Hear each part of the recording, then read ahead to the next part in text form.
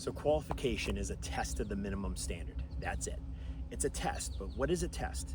A test is an evaluation of those skills that you should have learned or maintained throughout a certain period of time, right?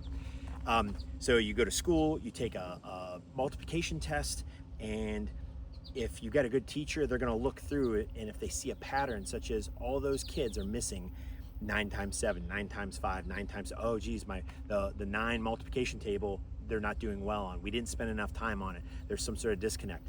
And that teacher, if they're a good teacher, is gonna circle back around and focus on those things, right? Because that's the deficiency. The test is a grade or an evaluation of the student, but it's also a grade or an evaluation of the training program itself, all right? And so with shooting, and I bring this up because of the Connecticut incident that took place.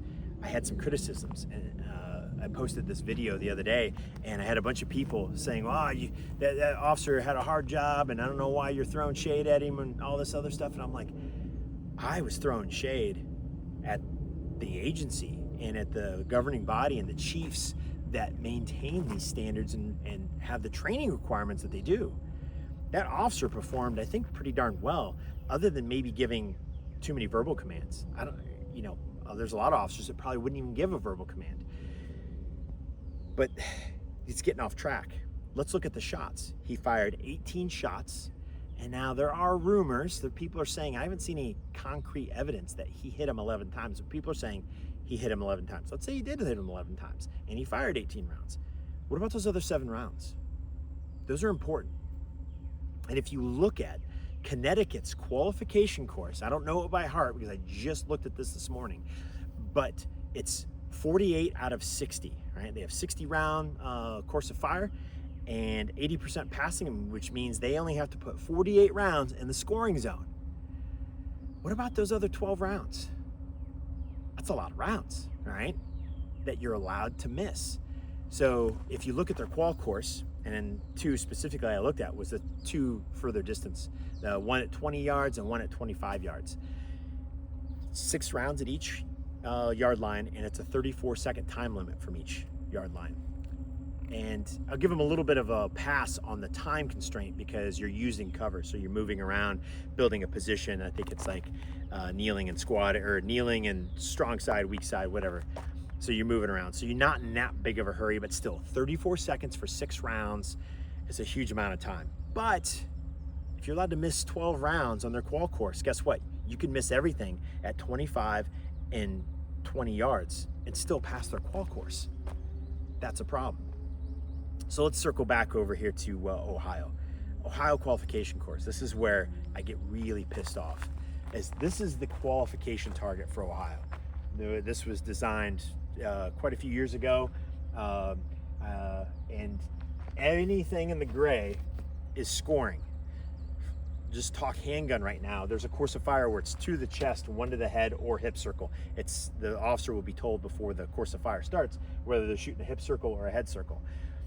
And if you miss that head circle, well, then it's considered a miss. That's probably the most strict they are on scoring zones. All right, everything else, if you're aiming here but you hit down here in the hip circle, that's still a hit.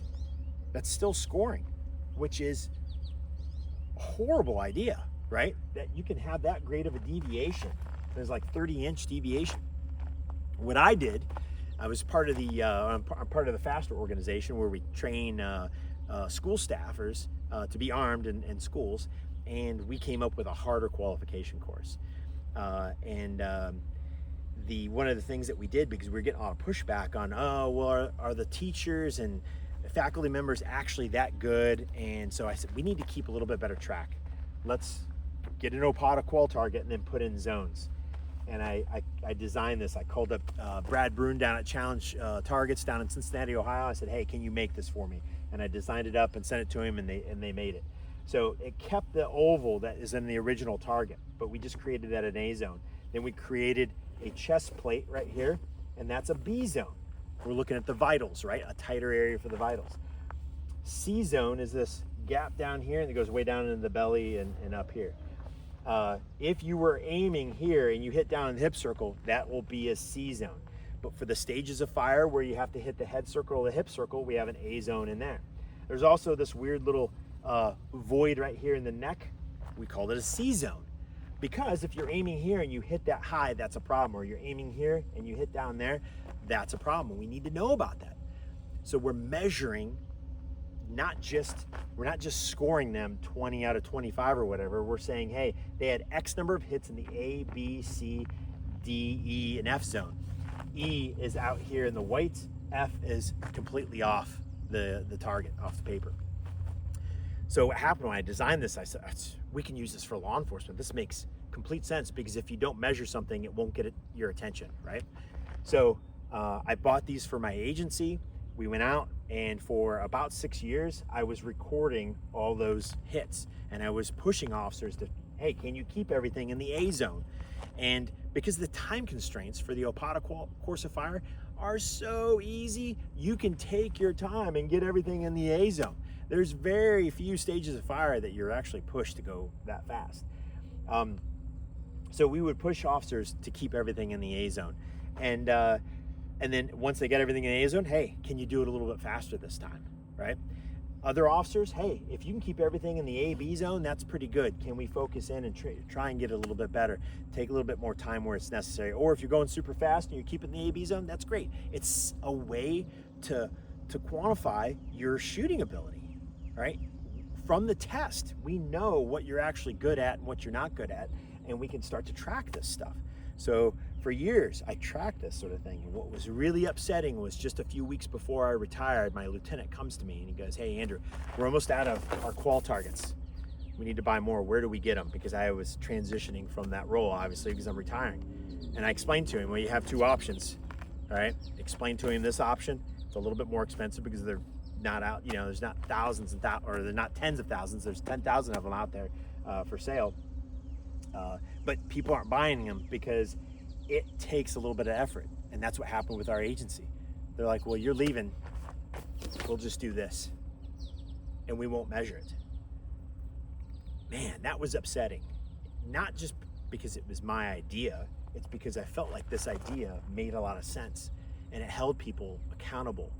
And at the end of the year, I could go to my chief and I could say, hey, we need, and he may not agree with me, but at least I have data now to say, hey, yeah, they're shooting good here and here, and we're getting, everybody's passing qual, but we've got a lot of people putting 80% of the rounds down in the C zone because they're shooting center mass, and we need more training time to get them out of that mindset. Or we've got a lot of people that are shooting B and C zones off to the left or to the right because of whatever, or our headshots are constantly going in the C zone and they're missing. That's a problem because we're measuring it at the testing portion, right? And we're able to say, hey, under the pressure of I need to pass this because it's qual, I can't do it. So we circle back to the Connecticut incident. Their qualification course doesn't have anything like this. They have a scoring zone. It's pretty decent size. Their times are ridiculously easy. The course of fire is not challenging at all. You can look it up. But did that culture, that mindset of, it's just a check of the box, did that set that officer up to perform not to our expectations? As citizens, we should require our officers to be able to do certain things because we see how some people can shoot, or we see things in Hollywood, and that's what we're expecting to happen. And it's not always happening. There's a certain percentage in agencies that are high performers and they're doing this, but as a whole, we need to raise the bar. It's 2026, and we're treating qualification and everything like it doesn't matter. We know the science behind it, whether it's defensive tactics or physical fitness or driving or DUI enforcement, any of those things where you have to perform to a certain level. Otherwise, you're putting yourself either at a legal or safety risk. That's a problem.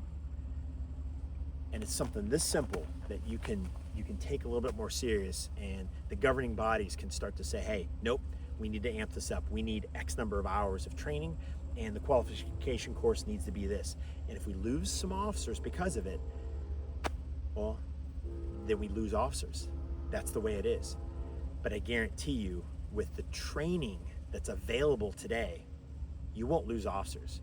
There's trainers everywhere, competent guys in every state now, and law enforcement trainers as a whole are becoming better and better. We're just not utilizing them enough. We're lacking the frequency of training, right? We've got quality training. Are we getting enough reps and that quantity each time? But we're definitely not circling around and hitting the frequency of training enough. So that's my rant.